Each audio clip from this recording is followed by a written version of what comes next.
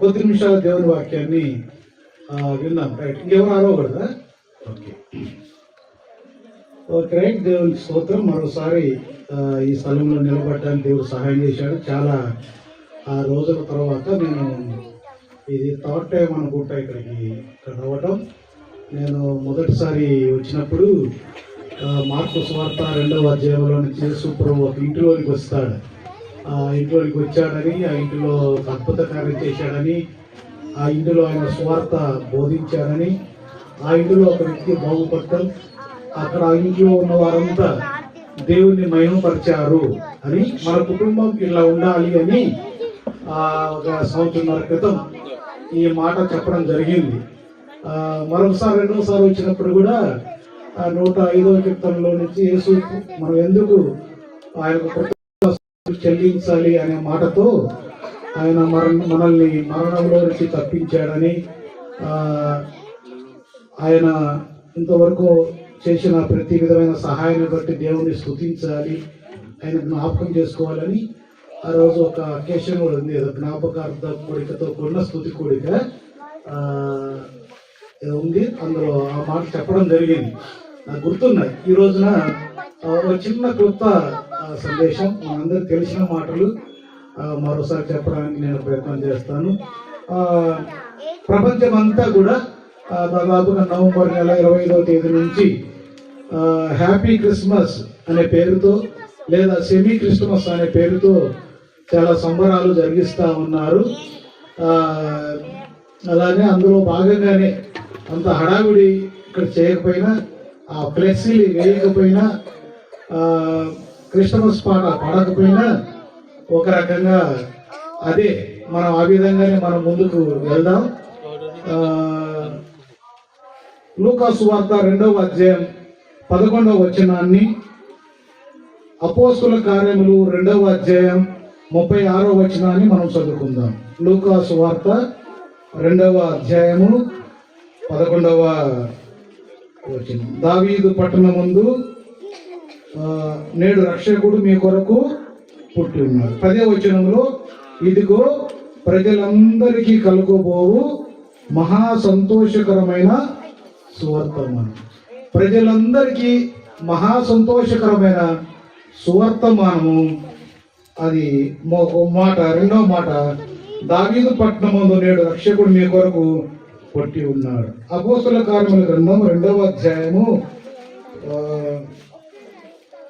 3వ అధ్యాయము 26వ వాక్యంలో, దేవుడు ఆయన సేవకుని పుట్టించి మీలో ప్రతి వానిని వాని దుష్టత్వము నుండి మళ్లించుట వలన మిమ్మును ఆశీర్వదించుటకు ఆయనను మొదట మీ యొద్దకు పంపినని చెప్పింది. ఇక్కడ లూకా సువార్తలో రక్షకుడు పుట్టి ఉన్నాడు మీ కొరకు, అది అందరికీ సంతోషకరమైన వార్త అనే మాట చెప్పడం జరిగింది. అక్కడ రక్షకుడు పుట్టాడని చెప్పబడింది. ఈ అపోస్తుల కార్యముల గ్రంథంలో సేవకుడు పుట్టాడని చెప్పబడింది. రక్షకుడు, సేవకుడు యేసుక్రీస్తే. మార్కు సువార్త 10:45లో మనుష్య కుమారుడు పరిచారం చేయించుకున్నట్టుకు రాలేదు కానీ పరిచర్య చేయడానికి వచ్చాడు. పరిచర్య చేసేవాడిని ఏమంటారు? సేవకుడు అంటారు. అట్లా ఒక్కొక్క భక్తుడు యేసు ప్రభువుని గురించి ఒక్కొక్క మాట చెప్పాడు. మత్తయి సువార్త రాజుగా, మార్కు సువార్త సేవకునిగా, యోహాను సువార్త దేవుని కుమారునిగా చూపించడం జరిగింది. అన్ని విషయాలు, చరిత్ర అంతా మనకు తెలిసిందంతా ఇక్కడ చెప్పడానికి ఇప్పుడు కుదరదు. అయితే ప్రజలందరికీ మహా సంతోషకరమైన సువార్త. ఎందుకు? ప్రపంచంలో అందరికీ ఒకే రోజు ఒకేసారి సువార్త అన్నాడు. ఈ రోజున ప్రపంచంలో ఒక ఊర్లో, ఒక కాలనీలోనే, ఒక ఇంటిలో ఒక వ్యక్తి చనిపోతే వారు బాధపడతా ఉంటారు. మరొక వ్యక్తులు ఎవరైనా పుడితే వారు సంతోషపడుతూ ఉంటారు. అంటే ఒక బజారులోనే జరుగుతూ ఉంటాయి. ఒక కాలనీలోనే, ఒక టౌన్లోనే సగం ఇల్లు సంతోషపడతా ఉంటాయి, సగం ఇల్లు దుఃఖపడతా ఉంటారు, కొంతమంది నిరాశతో ఉంటారు, కొంతమంది నిట్టూర్పులతో ఉంటారు, బాధలో ఉంటారు. ప్రపంచం అంతటికీ ఒకేసారి ఆనందించే గడియ లేదు. కానీ వచ్చింది యేసు ప్రభు పుట్టినప్పుడు. కానీ అది చాలా మందికి తెలియదు. కానీ తెలిసిన దినాన అది నిజంగా సంతోషకరమైన వార్త. ఎందుకు సంతోషకరమైన వార్త? లేక ఎందుకు యేసు ప్రభు పుట్టాడు? మీ దగ్గరికి ఎవరైనా వచ్చి మీరు చాలా సంవత్సరాల నుంచి యేసు ప్రభును పూజిస్తున్నారు, ఆరాధిస్తున్నారు, సేవిస్తున్నారు, యేసు ప్రభుని గురించి కూడా ప్రకటిస్తున్నారు, అసలు యేసు ప్రభు ఎందుకు పుట్టాడు అంటే చాలా మంది సూటిగా స్పష్టంగా చెప్పలేని పరిస్థితులు చెప్తారు. ఏదో ఒకటి పుట్టాడు అనే పదం చెప్తారు. అదే ఎందుకు పుట్టాడు అంటే చాలా మంది సరిగా చెప్పలేని పరిస్థితులు. దానికి జవాబుగా ఒక మాట అపోస్తలుల కార్యములో మన గ్రంథం మనం చదువుకున్నాం 2:3-26లో ఉన్న మాట, సేవకుని పుట్టించి ప్రతి వాని దుష్టత్వములో నుండి మళ్లించుటకు. ప్రతి వాడు దుష్టత్వములో ఉన్నాడు. దీనినే ఒక్కొక్క పత్రికలో ఒక్కొక్క పుస్తకంలో ఒక రకంగా వ్రాయబడింది. అదేంటంటే రోమిలకు రాసిన పత్రికలో మనుషులందరూ పాపము చేసి దేవుడు అనుగ్రహించు మహిమను, అంటే ఆ గ్రంథంలో ఆ భక్తుడు మనుషులు పాపులు అని చెప్పడం జరిగింది. ఈ అపోస్తుల కార్యముల గ్రంథంలో మనుషులు దుష్టులు అని చెప్పబడింది. రోమా పత్రిక 1వ అధ్యాయం 22వ వచనములో ఉంది, మనుషులందరూ బుద్ధిహీనులుగా ఉన్నారు అని చెప్పబడింది. బుద్ధిహీనులు అని చెప్పబడింది అంటే బుద్ధిహీనులు అతని కొట్టి తన దగ్గర ఉన్నాయి తీసుకొని దోచుకొని అతను ఇక్కడ పడవేసి వెళ్ళిపోయాడు. అతను కొస ఊపిరితో ఉన్నాడు అని బైబిల్లో రాయబడింది. కొస ఊపిరితో ఉన్నాడు. కొస ఊపిరితో ఉంటే అతడు నా దగ్గరికి ఎవరైనా వస్తారేమో అని ఎదురు చూస్తా ఉన్నాడు. నన్ను ఎవరైనా పైకి లేవనెత్తుతారేమో అని ఎదురు చూస్తా ఉన్నాడు. నాకు ఎవరైనా దాహానికి నీళ్లు ఇస్తారేమో అని ఎదురు చూస్తా ఉన్నాడు. కానీ చాలా మంది వచ్చారు, చూచారు, అయ్యయ్యో పాపం, అయ్యయ్యో పాపం అని వెళ్ళిపోయాడు. ఒక యాజకుడు వెళ్ళిపోయాడు, ఒక లేవీయుడు కూడా చూసి అయ్యో పాపం, అయ్యో పాపం అని వెళ్ళిపోయాడు. కానీ ఎవరు రావట్లేదు, ఎవరు లేవనెత్తట్లేదు, ఎవరు అతనికి సహాయం చేయలేదు. అతడు నిరాశలోనే ఉన్నాడు. ఎవరైనా నన్ను చూస్తే బాగుండు, ఎవరైనా నన్ను లేవనెత్తితే బాగుండు, ఎవరైనా నాకు సహాయం చేస్తే బాగుండని అతను ఎదురు చూస్తుంటాడా లేదా? చూస్తూ ఉంటాడు. అయితే ఎవరు సహాయం చేయలేదు. ఒక వ్యక్తి, ఒక అన్యుడు, ఒక సమరయుడు దారిలో వెళ్తూ అతను చూసి అతని దగ్గరికి వెళ్ళి ఆ పడి ఉన్న వాడిని పైకి లేపాడు. దేవునికి స్తోత్రం. అతన్ని చూడగానే అతడు ఇతను నా దగ్గరికి వస్తున్నాడు అంటే నన్ను లేవనెత్తుతాడు, నాకు దాహానికి నీళ్లు ఇస్తాడు, నా గాయాలు కడతాడు, నాకు మేలు చేస్తాడని అతనికి ఆలోచన రాగానే అతనికి సంతోషమా కదా? సంతోషమా. అట్లానే ఈ రోజున ఈ లోకంలో ఉన్న ప్రతి మనిషి పాపములో పడి ఉన్నాడు. ఈ పాపములో ఉన్న వ్యక్తిని విడిపించడానికి, రక్షించడానికి రక్షకుడుగా 2023 సంవత్సరాల క్రితం ఒక దేవుడు మానవుడిగా జన్మించాడు. అదే మహా సంతోషకరమైన సువర్తమానం. అదే మహా సంతోషకరమైన సువర్తమానం. ఒక భక్తుడు అంటాడు, ఆ రోమా పత్రిక 7వ అధ్యాయము 14వ వచనములో, నేను పాపమునకు అమ్మబడి ఉన్నాను అంటాడు. నేను పాపమునకు అమ్మబడి ఉన్నాను అంటాడు. 24వ వచనములో, అయ్యో నన్ను ఈ పాపములో నుంచి నన్ను ఎవడు విడిపించగలడు అంటాడు ఆయన. నేను పాపములో ఉన్నాను, నేను పాపానికి అమ్మబడి ఉన్నాను, అయితే ఈ పాపము నుండి నన్ను ఎవడు విడిపించగలడు? ఈయన చాలా మహాజ్ఞాని, చాలా తెలివి కలిగిన వాడు, చాలా విద్యావేత్త, చాలా భౌతికంగా జ్ఞానం కలిగిన వాడు, భౌతికంగా మంచి స్థాయి స్తోమత కలిగిన వాడే గమాలీయుడు. మంచి చదువరి, మంచి విద్యావేత్త చెప్తున్న మాట, మంచి విద్యావేత్త ఒప్పుకుంటున్న మాట ఏంటంటే, నేను పాపములో ఉన్నాను, ఈ పాపము నుండి నన్ను ఎవడు విడిపింపగలడు, ఎవడు విడిపింపగలడు అంటున్నాడు. ఎవరు లేరు. ఏదైనా సహాయం చేస్తే నేనే ఇతరులకు సహాయం చేయాలి. ఎందుకంటే నేను జ్ఞానిని. ఈ లోకపరంగా మతపరంగా నాకు మంచి పేరు ప్రతిష్టలు ఉన్నాయి. నాకు రోమా పౌరసత్వం కలిగిన వాడిని. ఎవరైనా మా దగ్గరికి సహాయానికి రావాలి, కానీ మేము ఎవరి దగ్గరికి సహాయానికి వెళ్ళే అవకాశం లేదు అని ఆ భక్తుడు ఘోషిస్తున్నాడు. నన్ను ఎవడు విడిపిస్తాడు అంటున్నాడు. కానీ అది ముందుగా దేవుడు ఏమంటున్నాడంటే, ఇర్మియా గ్రంథం ఒక మాట చూడండి. ఇర్మియా గ్రంథం 5వ అధ్యాయం 26వ వచనంలో, ఇర్మియా గ్రంథం 5వ అధ్యాయము 26వ వాక్యం చూద్దాం ఒకసారి. ఇర్మియా గ్రంథం, పిల్లలు అరవకూడదు, 10 నిమిషాలు, ఒక 20 నిమిషాలు. ఇర్మియా గ్రంథం 5వ అధ్యాయము 23 చూద్దాం. ఈ జనులు తిరుగుబాటు చేయుచు తొలగిపోవచ్చున్నారు. ఈ జనులు తిరుగుబాటు చేయుచు, ఈ జనులు తిరుగుబాటును ద్రోహమును చేయుచు మనసు గలవారు, వారు తిరుగుబాటు చేయుచు తొలగిపోవచ్చున్నారు. సార్, ప్రజలు తిరుగుబాటు చేయవారిగా ఉన్నారు. ప్రజలు తిరుగుబాటు చేయవారిగా ఉన్నారు. ఆదికాండం 5వ అధ్యాయంలో ఒక మాట ఉంటుంది చూడండి. ఆదికాండం 6వ అధ్యాయము 6వ వచనం, 6వ అధ్యాయం 6వ వచనం. తాను భూమి మీద నరులను చేసినందుకు యెహోవా సంతాపము నుండి తన హృదయములో పశ్చాత్తాపడు. 12వ వచనంలో, దేవుడు భూలోకమును చూచినప్పుడు అది చెడిపోయి ఉండెను. అది చెడిపోయి ఉండెను.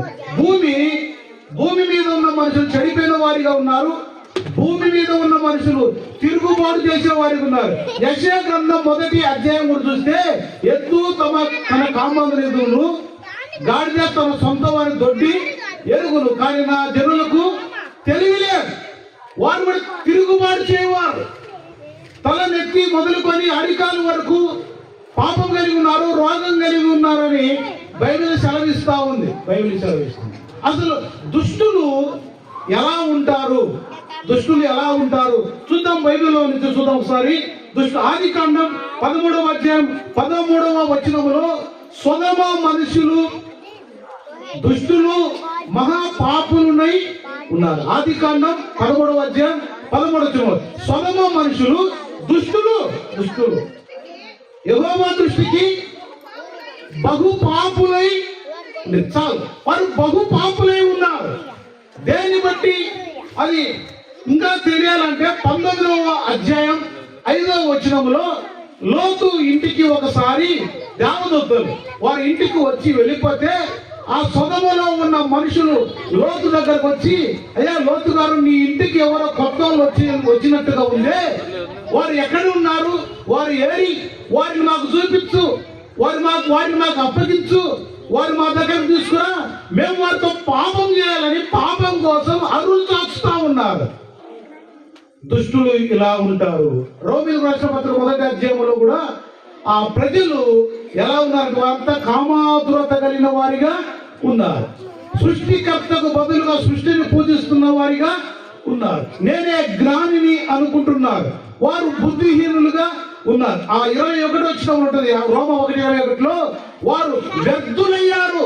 వారి జ్ఞానాన్ని బట్టి మాటలందు వాదముల చేత వ్యర్థులుగా ఉన్నారు. ఈ విధంగా ఈ ప్రజలంతా ఇట్లా ఉన్నారు. పిల్లలు ఎక్కడికి వెళ్ళినా, ఏ మూలకి వెళ్ళినా, ప్రజల్లో అందరిలో అన్ని ఉండవు, ఒక్కొక్కరిలో ఒక్కొక్కటి ఉంటుంది. ఈ విధంగా ప్రజలు దుష్టులుగా ఉన్నారు. బుద్ధిహీనులుగా ఉన్నారు, పాపులుగా ఉన్నారు. ఇంకా చూడాలంటే ఇంకొక మాట చెప్తా చూడండి. సామెతల గ్రంథం 28:5 ఉంటుంది ఒక మాట. సామెతల గ్రంథం 28వ అధ్యాయం 5వ వచనములో చూడండి. సామెతల గ్రంథం 28 దుష్టులు జ్ఞానం ఎట్టిలేను గ్రహింపరు. దుష్టులు అనేవారు జ్ఞానాన్ని గ్రహించారు, వాక్యాన్ని గ్రహించారు. ఏది మేలో, ఏది కీడో, ఏది రైటో, ఏది రాంగో గ్రహించని వారిగా ఉంటున్నారు.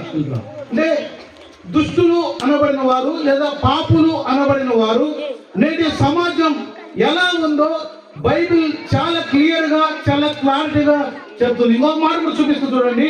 ఇదే 10వ కీర్తన 3వ వచనం 4వ వచనం చూద్దాం. 10వ కీర్తన 3వ వచనం 4వ వచనాన్ని కూడా చూద్దాం.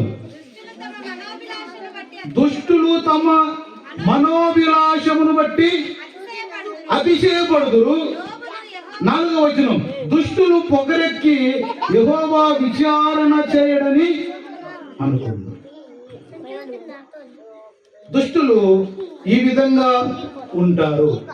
అంటే ఇంకొక మాట చెప్తారు. ఈమె గ్రంథంలో దేవుడు ఏం చెప్తాడంటే, నా జనులలో దుష్టులు ఉన్నారు, నా జనులు దుష్టులై ఉన్నారు అని చెప్తారు. అయితే ప్రియులారా, ఈ విధంగా ప్రజలు ఎలా ఉన్నారంటే పాపులుగా ఉన్నారు, బుద్ధిహీనులుగా ఉన్నారు, దుష్టులుగా ఉన్నారు. అయితే యేసు ప్రభు ఈ లోకానికి సేవకునిగా ఎందుకు వచ్చాడు అంటే, అపోస్తలుల కార్యముల గ్రంథం 3వ అధ్యాయం 26వ వచనంలో మనం చదువుకున్న మాట ఏంటంటే, ప్రజలందరూ దుష్టులుగా ఉండగా ప్రతి వారి దుష్టత్వము నుండి మళ్లించడానికి, అంటే దుష్టత్వము నుండి మళ్లించడానికి, దుష్టత్వమును తీసివేయడానికి, దుష్టత్వము నుండి రక్షించడానికి యేసు ప్రభు ఈ లోకానికి వచ్చాడు. ఆ దుష్టత్వములో ఉండగా ఈ దుష్టులు డెస్టినేషన్ ఏంటి? దుష్టుల యొక్క డెస్టినేషన్, పాపుల యొక్క గమ్యస్థానం ఏంటంటే 9వ కీర్తన 13వ వచనం, 9వ కీర్తన 17వ వచనం చూడండి. ఈ మాట 9వ కీర్తన 17వ వాక్యం. 9వ కీర్తన 17వ, దుష్టులను దేవుని మరచు జనులందరూ పాతాళమునకు దిగిపోవుదురు. ఎవరు?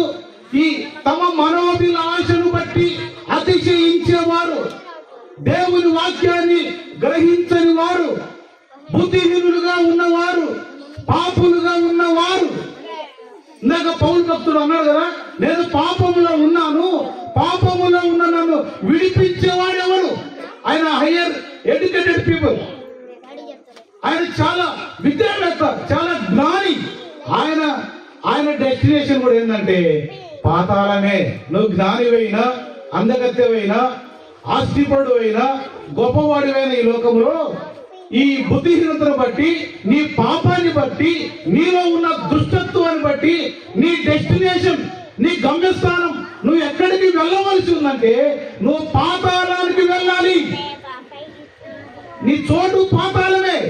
అయితే యేసు ప్రభు కోరిక, యేసు ప్రభు ఆలోచన ఏంటంటే, యెహెజ్కేలు గ్రంథం 18వ అధ్యాయం 23వ వచనములో, దుష్టులు తమ దుష్టత్వములో, తన పాపములో మరణించుట యెహోవా సంతోషించున. ఎవరు కూడా తమ పాపములో మరణించి పాతాళానికి వెళ్ళడం దేవునికి ఇష్టం లేదు. నువ్వు నీ పాపములోనే, నీ బుద్ధిహీనతలోనే, నీ దుష్టత్వంలోనే మరణించడం దేవునికి ఇష్టం లేదు. ఆయన సంతోషించాడు. అయితే ఆయన ఏం ఆలోచన చేస్తున్నాడంటే, యెషయా గ్రంథం 55వ అధ్యాయం 7వ వచనములో, దుష్టుడు తన దుష్టత్వంలో నుండి మరలాలి, తన దుష్టత్వం మానుకోవాలి, అందులోంచి నువ్వు మళ్ళాలి అని దేవుడు కోరుతున్నాడు. ఇది యెషయా గ్రంథం 55వ అధ్యాయం 7వ వచనంలో దుష్టుడు తన దుష్టత్వంలో నుంచి తన దుష్టత్వం మానుకోవాలి అని దేవుడు చెప్తున్నాడు. మానుకోవాలి. కానీ మానవుడు తన పాపమును మానుకొనని వాడిగానే ఉన్నాడు. తన పాపాన్ని కంటిన్యూ చేస్తున్న వాడిగానే ఉన్నాడు. ఆయన ఏమంటాడంటే ఈ జ్ఞాని, ఈ తెలివి గలవాడు, ఈ పౌలు అనే వ్యక్తి, మానవుడు సౌలు అనే వ్యక్తి, ఆయన ఏమంటాడంటే నేను మేలు చెయ్యాలని ఆశ నాకుంది, నేను మేలు చేయలేకపోతున్నాను. ఏదైతే చెయ్యకూడదు అనుకుంటున్నానో దాన్ని చేస్తున్నాను. అంటే ఇతనికి కొద్దిగా అర్థమవుతుంది, ఇది రాంగ్, నేను చేసేది, నేను మాట్లాడేది రాంగ్, నేను చేసేది తప్పని తెలుస్తుంది. ఇందులోంచి బయటపడాలనే ఆలోచన ఆయనకు ఉంది. ఇందులోంచి విడిపించబడాలనే కోరిక, విడిపించబడాలనే ఆశ ఆయనకు ఉంది. కానీ అయ్యో నేను దౌర్భాగ్యుడను, ఇందులో నుంచి నన్ను ఎవడు విడిపిస్తాడు? ఈ పాపములో నుండి, ఈ బుద్ధిహీనతలో నుండి, ఈ దుష్టత్వంలో నుంచి నన్ను ఎవడు విడిపిస్తాడు? ఎవరైనా విడిపించేవాడు ఉంటే అది నాకు హ్యాపీ, అది నాకు సంతోషం. నాకు ఎవరు కనబడట్లేదు, నాకెవడు కనబడట్లేదు. హూ విల్ సేవ్ మీ అంటున్నాడు ఆయన. ఎవరు రక్షిస్తాడు? ఎవరు విడిపిస్తాడు? దేవుడు కోరిక మీకు చెప్పాను కదా, దుష్టుడు తన దుష్టత్వంలో మరణించుట దేవుని సంతోషం కాదు. అందుకనే యెషయా గ్రంథం 55:7లో దుష్టుడు తన దుష్టత్వం నుండి మానుకోవాలి, మరలాలి అని ఆయన కోరుతున్నాడు. అయినా ఎవరు తన పాపాన్ని విడిచిపెట్టడం లేదు. విడిచిపెట్టినా ఎవడు తన పాపాన్ని తాను కడిగి వేసుకోలేడు. ఒక మాట ఉంది కదా బైబిల్లో, ఎక్కడంటే ఇర్మియా గ్రంథం 13వ అధ్యాయం 23వ వచనంలో, కూషు దేశస్థుడు తన రంగును మార్చుకోగలడా? చిరుతప్పులి తన మచ్చలను మార్చుకోగలదా? లేదు, నెవర్. అది జరగని పని. అంటే నీవు నీ పాపమును నువ్వు కడిగి వేసుకోలేవు, నీవు నీ పాపం నుంచి విడిపించబడలేవు. ఇక్కడ వాక్యం ప్రకటిస్తున్నాను, నేను కూడా యేసు ప్రభు నమ్మకం ఉంది. కానీ ఇప్పుడైనా సరే నేను నా పాపాన్ని నేను తీసివేసుకోలేను. అది నా వల్ల కాదు, ఎవరి వల్ల కాదు. మనుషులందరూ పాపం చేసి దేవుడు అనుగ్రహించి మేము పొందలేకపోతున్నారు. చాలా మందిలో ఈ పాపం నుంచి బయటికి రావాలని, ఈ పాపం నుంచి విడిపించబడాలని, ఈ పాపం నుండి కడిగి వేయబడాలని, పరిశుద్ధిగా మార్చబడాలని, నీతిమంతులుగా ఉండాలని ఆశ, ఆలోచన, కోరిక చాలా మందిలో ఉంది, చాలా మందిలో ఉంది. కానీ ఎవరు వారి పాపాన్ని కడిగి వేస్తారు? పాపులను రక్షించుటకు క్రీస్తు యేసు ఈ లోకానికి వచ్చాడు. లోక 19:10లో నశించిన దానిని వెతికి రక్షించడానికి మనుష్య కుమారుడు ఈ లోకానికి వచ్చాడు. ప్రియారా, ఎందుకు వచ్చాడంటే ఆయన ఇందా చెప్పా కదా, చిరుతప్పులి తన మచ్చలను మార్చుకోలేదు, కూషు దేశస్థుడు తన రంగును మార్చుకొని ఎంత వాస్తవమో, ఒక పాపి తన పాపమును తీసి వేసుకోవడం, తన పాపము నుంచి విడిపించబడడం అంతే వాస్తవం. వాస్తవం. దేవుడు ప్రేమమయుడు, దేవుడు కరుణామయుడు, దేవుడు లోకమును ఎంతగానో ప్రేమించెను, కాగా తన అద్వితీయ కుమారునిగా పుట్టిన వారి యందు విశ్వాసముంచు ప్రతి వాడు రక్షించబడు అని చెప్పినట్టుగా, ప్రేమ కలిగిన దేవుడు, కరుణ కలిగిన దేవుడు, దయ కలిగిన దేవుడు నిన్ను నన్ను రక్షించడానికి రక్షకుడిగా ఈ లోకానికి వచ్చాడు. పిల్లరా, ఎలా అంటే ఏప్రిల్ రాసిన పత్రిక 9వ అధ్యాయం 22వ వచనం చూడండి ఒకసారి. ఏప్రిల్ రాసిన పత్రిక 9వ అధ్యాయం 22వ వచనంలో, మరియు ధర్మశాస్త్ర ప్రకారము సమస్త వస్తువులను రక్తము చేత శుద్ధి చేయబడిననియు, రక్తము చిందింపకుండా పాప క్షమాపణ కలగదు. రక్తం చిందించకుండా ఏ వ్యక్తి పాపం కడిగి వేయబడదు. ఏ ఎడ్ల చేత, ఏ మేకల చేత, ఏ గొర్రెల చేత, నీవు నేను చేసే అన్నదానాల చేత, వస్త్రదానాల చేత, ఏవేవో యాగాల చేత మన పాపాన్ని మనం తీసివేసుకోలేము. కానీ అది ఒక రక్తం చేత మాత్రమే శుద్ధి చేయబడతాం, కడిగి వేయబడతాం, విమోచించబడతాం. అయితే అది ఎట్లా సాధ్యం? అది ఎట్లంటే ఏదే హెబ్రీ రాష్ట్ర పత్రిక 7:25లో ఉంది, మన పక్షమున విజ్ఞాపన చేయుటకు నిరంతరము జీవించుచున్నాడు కనుక వారిని సంపూర్ణంగా రక్షించుటకు శక్తిమంతుడై ఉన్నాడు. రక్షించేవాడు యేసుక్రీస్తు మాత్రమే. ఒక వ్యక్తిని వారి పాపము నుండి, వారి శాపము నుండి, దుష్టత్వం నుండి, బుద్ధిహీనత నుండి రక్షించ సమర్థుడు. రక్షించడానికి ఆ యొక్క క్యాపబిలిటీ కలిగిన వాడు ఒక ప్రభు అయిన యేసుక్రీస్తు మాత్రమే. అందుకని ఆయన ఏం చెప్పబడిందంటే, ఆయన 28 వచనంలో అలాగనే క్రీస్తు కూడా, లూకా 9:28 అలాగే క్రీస్తు కూడా అనేకుల పాపములు భరించుటకు ఒక్కసారి అర్పింపబడి తన కొరకు కనిపెట్టు కొని ఉండు వారి రక్షణ నిమిత్తము పాపము లేకుండా ప్రత్యక్షమాయను. పాపము లేకుండా ఆయన ఎందుకు ఈ లోకంలో ప్రత్యక్షమయ్యాడంటే, ఆయన ఎందుకు ఈ లోకంలోకి వచ్చాడంటే, పాపులను రక్షించుటకు క్రీస్తు యేసు. ఒక్కొక్క చోట ఒక్కొక్క పదం రాయబడింది. ఇది చెప్పారు ఇందాక. అపొస్తలుల కార్యములో దుష్టత్వము నుండి రక్షించుటకు ఆయన వచ్చాడు. తిమోతికి రాసిన మొదటి పత్రికలో పాపముల నుండి రక్షించుటకు. లూకా సువార్త 19వ అధ్యాయంలో నశించిన దాన్ని వెతికి రక్షించడానికి. ఎక్కడ ఏ పదం వాడినా ఉద్దేశం ఒకటే, దాని అర్థం ఒకటే. మనిషి పాపి, మనిషి దుష్టుడుగా ఉన్నాడు. ఈ దుష్టత్వములో నుంచి రక్షించడానికి, విడిపించడానికి యేసు ప్రభు ఈ లోకానికి వచ్చాడు. ఇందాక మీకు ప్రారంభంలో ఉపోద్ఘాతంగా బైబిల్లో నుంచే ఒక స్టోరీ మీకు నేను చెప్పడం జరిగింది. ఒక యాత్రికుడు ప్రయాణం చేస్తూ వెళ్ళిపోతా ఉన్నాడు. మార్గ మధ్యంలో ఎవరో అతని కొట్టి అతని దారి పక్కన పడివేశారు. అయ్యో, నా దగ్గరికి ఎవరైనా వస్తే బాగుండు అని ఆశించాడు. ఎవరు రాలేదు. ఎవరైనా నిలిస్తే బాగుండని ఆశించాడు. ఎవరు రాలేదు. ఒకరు చూశారు, వెళ్ళిపోయారు. మరొకరు చూశారు, అయ్యో పాపం పాపం అని వెళ్ళిపోయారు. కానీ ఒక వ్యక్తి వచ్చాడు. అతను వస్తుంటేనే ఆత్మ సంతోషపడ్డాడు. అయ్యో, ఇతను ఎవరు వస్తున్నారు, ఇతను నన్ను లేపుతాడు, ఇతను నన్ను లేవనెత్తుతాడు, నా గాయం కడతాడు, సహాయం చేస్తాడు అని ఆ ఆలోచన రాగానే అతను సంతోషపడింటాడు. పిల్లలు అతన్ని భౌతికంగా ఆ సమయంలో అప్పటికి అతనికి హెల్ప్ చేశాడు. అతను సమరయుడు అతనికి లేవనెత్తాడు. అట్లనే ఈ రోజున మనుషులు పాపం అనే గోతిలో ఉన్నారు, శాపం అనే గొయ్యిలో ఉన్నారు.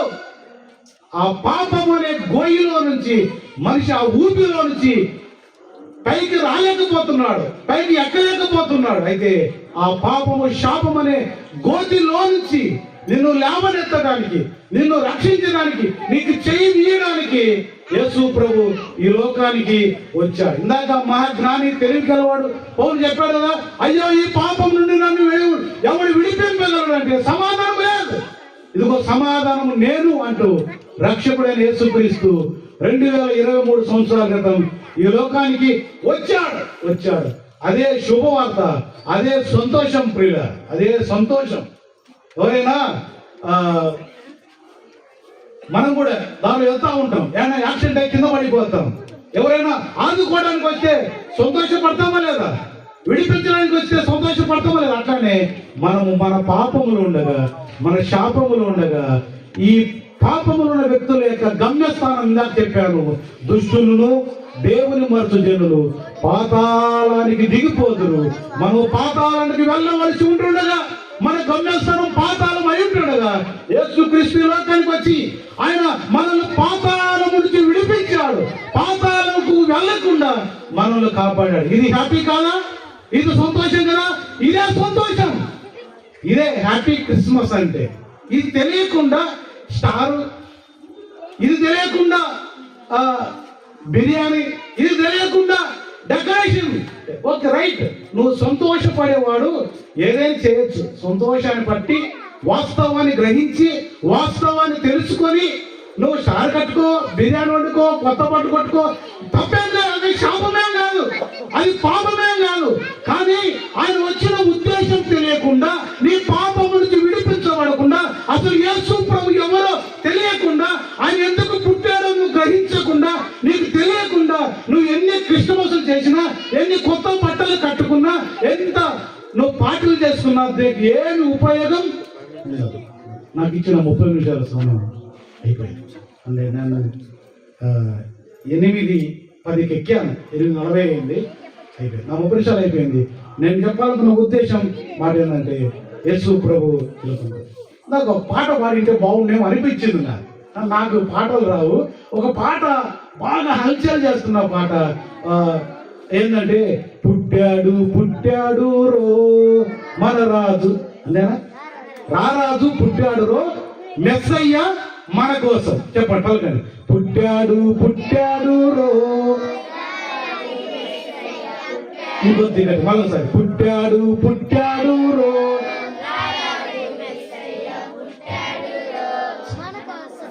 ఎవరి కోసం? మన కోసం. మన అంటూ అస్, ఫర్ అస్, మన కోసం పుట్టాడు, మన కోసం మన పాపాన్ని తీసివేయడానికి శిలువలో వేలాడాడు, రక్తం చిందించాడు, మనల్ని విడిపించాడు. ఇప్పుడు మనకు సంతోషం. మనం విడిపించబడకుండా సంతోషం ఉంటుందా? ఇందాక దారి పక్కన పడిన వ్యక్తి ఎవరు నీళ్ళు ఇవ్వకుండా అతనికి చేయించి పైకి లేవనెత్తకుండా సంతోషం ఉంటుందా? అక్కడే పడి ఉంటే అతనికి ఏం సంతోషం? లేవనెత్తాక సంతోషం, నీళ్ళు ఇచ్చాక సంతోషం, గాయములు కట్టించే సంతోషం. అట్లాగే నా పాపములు ఆయన మోశాడు. నీ పాపానికి నా పాపానికి రావాల్సిన శిక్ష ఆయన భరించాడు, మనల్ని విడిపించాడు, మనల్ని పరిశుద్ధంగా చేశాడు, మన గమ్యస్థానమైన పాతాళము నుంచి మార్చి పరలోకానికి మన గమ్యస్థానం చేర్చాడు. ఇది హ్యాపీ, ఇది సంతోషం, ఇది ఆనందం. ఇప్పుడు చేయొచ్చు మనం హ్యాపీ క్రిస్మస్ యొక్క సెలబ్రేషన్. ఆ స్లోగన్స్ ఇప్పుడు పలకొచ్చు. విడిపించబడిన తర్వాత, తెలుసుకున్న తర్వాత, మన పాపం నుంచి విడిపించబడకుండా, తెలుసుకోకుండా ఎన్ని చేసినా లాభం లేదు. కాబట్టి ఈ గొప్ప సందేశం 30 నిమిషాలు అనుకున్నాను, ఒక 5 నిమిషాలు దాటిపోయినట్టుగా ఉంది. అయినా ఈ కుటుంబీకులు చాలా ప్రయాసంతో తప్పించుకోవాలంటే ఎన్నో మార్గాలు. అన్నో బిజీ, ఉదయం నుంచి సాయంత్రం 4కో 5కో వస్తారు ఇంటికి. అసలు ఈ బిజీ స్కెడ్యూల్లో ఆదివారం ఆరాధన కూడా చాలా మంది ఎగ్గొడతా ఉన్నారు.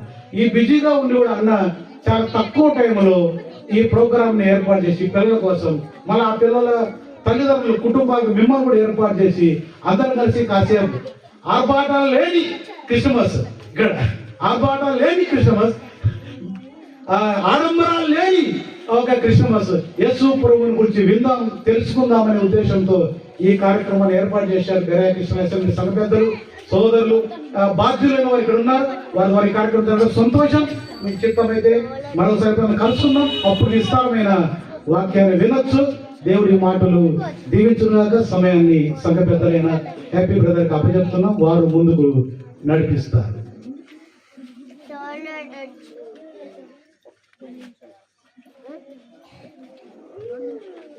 చక్కని వర్తమానం అందించిన మరి రవి బ్రదర్కు సంఘం తరఫున వందనాలు తెలుస్తున్నాం. నిజంగా మరి హ్యాపీ క్రిస్మస్. మరి ఎందుకు హ్యాపీగా ఉండాలి? హ్యాపీ క్రిస్మస్ అంటే ఏంటి? యేసయ్య మనల్ని రక్షించాడు, విడిపించబడిన మనము మన హృదయంలో మరి దేవుడు మనం విడిపించాడు అనే సంతోషం మనం కలిగి దేవుని ఆరాధించే వారంగా, దేవుని స్థుతించే వారంగా ఉండాలి. ఇంకా ఎవరైనా యేసుక్రీస్తుని వారి హృదయంలో చేర్చుకొనక ఇటువంటి నిజమైన హ్యాపీ క్రిస్మస్ లేని వారు ఎవరైనా ఉంటే ఇదే మిక్కిలి అనుకూలమైన సమయం. మన పాపాలను ఒప్పుకుంటే ఆయన క్షమిస్తాడు, మనల్ని విడిపిస్తాడు దుష్టత్వం నుండి, పాపం నుండి, నాశనం నుండి అని మనం అందరం గమనించి ఇంకా ఎవరైనా ఈ అవకాశాన్ని వదులుకోకుండా మరి నిజమైన క్రిస్మస్ కలిగి ఉండాలని ప్రభు పేరుతో మనం చేస్తున్నాం, ప్రార్థన చేసుకుందాం. అందరు కళ్ళు మూసుకుంటే ప్రేయర్ చేసుకుందాం. సర్వాధికారి సర్వోన్నతమైన మా గొప్ప దేవ, మరి ఈ సమయంలో ప్రసాద్ అన్న వారి ఇంట్లో మరి క్రిస్మస్ సందర్భంగా చిన్నపిల్లలకు మరి పెద్దలకు అందరికీ మరి వాక్యం వినిపించడానికి, కొత్త విషయాలను నేర్చుకోవడానికి, ఈ విధంగా ఈ సన్నిధిలో చేరి రావడానికి మీరు చూపించిన కృపను బట్టి మీకు స్తోత్రాలు చేస్తున్నాం ప్రభువా. మరి కుటుంబాన్ని మీరు ఆశీర్వదించండి. మరి రిచువల్ ప్రసాద్ అన్న, మరి సిస్టర్, మరి సువార్తానికి వారి కుటుంబస్తులందరినీ మీరు జ్ఞాపకం చేసుకొని, చేరేసిన ప్రతి ఒక్కరిని కూడా మీరు జ్ఞాపకం చేసుకొని ప్రభావ మీ యొక్క వర్తమానం మేము విన్నాం. మమ్మల్ని ప్రభావ హ్యాపీగా మీరు ఉంచడానికి మీరు ఈ లోకానికి వచ్చారు. మరి నిజమైన క్రిస్మస్ అంటే విడిపించబడి పాపం నుండి, దుష్టత్వం నుంచి మళ్లించడానికి మీరు ఈ లోకానికి వచ్చారు. అటువంటి దుష్టత్వం నుంచి మేమందరం కూడా మళ్లింపబడి మా హోప్, మా యొక్క నిరీక్షణ మీరే అని మేము తెలుసుకొని నిజమైన క్రిస్మస్ మేము కలిగి ఉండడానికి చేరేసిన ప్రతి ఒక్కరిని మీరు బలపరచండి. మా యొక్క వ్యక్తిగత జీవితాల్లో మాకు అందరికీ ఉన్న అక్కర్ల అవసరాలు మీకు తెలుసు ప్రభు. మా హృదయాలను గమనిస్తున్నావు కనుక ప్రతి ఒక్కరి అక్కర అవసరత తీర్చే నిజమైన దేవుడు మా హృదయాల్లో పుట్టావు ప్రభు. చిన్నపిల్లల హృదయాల్లో కూడా మీరు ప్రభు వారికి కూడా రక్షణ అనుభవం దయచేసి నడిపించండి. మరి ఈ సమయాన్ని మీరు మాకు దయచేసినందుకే మీకు స్తోత్రాలు తెలుస్తున్నాం. అన్ని విషయాల్లో మీరే మహిమ ఘనత ప్రభావం పొందండి. మరి వాక్యం అందించిన రవి బ్రదర్ని కూడా మీరు ఇంకా బలపరిచి వాడుకోనమని మరి మాకు దయచేసిన మంచి సమయాన్ని బట్టి మీకు స్తోత్రాలు తెలుస్తూ రక్షకులు విమోచకులు యేసుక్రీస్తు నామములో ప్రభు స్తోత్రం చెల్లించి ప్రార్థించి వేడుకుంటున్నాం తండ్రి. ఆమేన్.